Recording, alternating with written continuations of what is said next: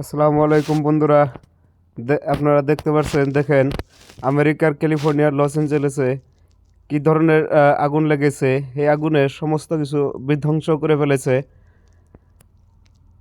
অনেকে বলেছে এই বিধ্বংসর কারণ যে আমেরিকায় যে গাজাতে যে ধরনের বিস্ফোরণ চালিয়েছিল তাদেরকে এখন আল্লাহ নিজে শাস্তি দিয়ে আরম্ভ করেছেন।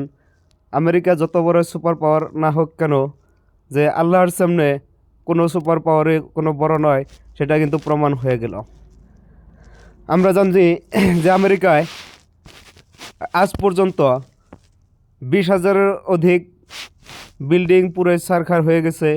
4 লক্ষাধিক মানুষ এখান থেকে সরানো হচ্ছে এবং জঙ্গলগুলোতে আগুন কোনো পথেই নেভানো যাচ্ছে না।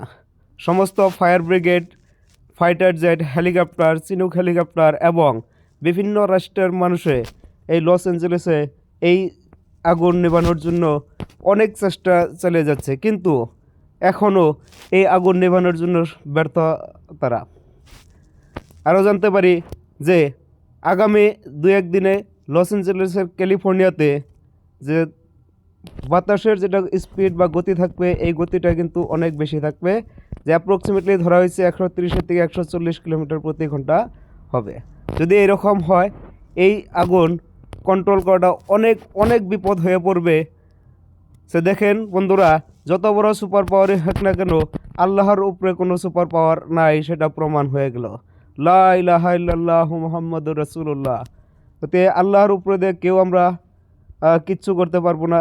ওতে প্রকৃতি যখন ধ্বংসলীলা শুরু করে, তখন কোনো ধরনের সুপার পাওয়ারই কিন্তু এখানে কাজ আসে না। ওতে সেটাই আমেরিকার ক্যালিফোর্নিয়ার লস অ্যাঞ্জেলেসে এখন প্রমাণিত হতে চলেছে। এত বড় বিধ্বংস দেখতে পাচ্ছেন, সমস্ত ফায়ার ব্রিগেডের গাড়ি, সমস্ত হেলিকপ্টার, ফাইটার জেটগুলো দিয়ে যে গাজায় এবং বিধ্বংস চালিয়েছিল, সেই ফাইটার জেটই কিন্তু এখন আগুন নিবানোর জন্য ওতপ্রোতভাবে চেষ্টা চালিয়ে যাচ্ছে। তারপরেও কিন্তু আগুনের এখনও কোনো কন্ট্রোলে আসতে পারে নাই।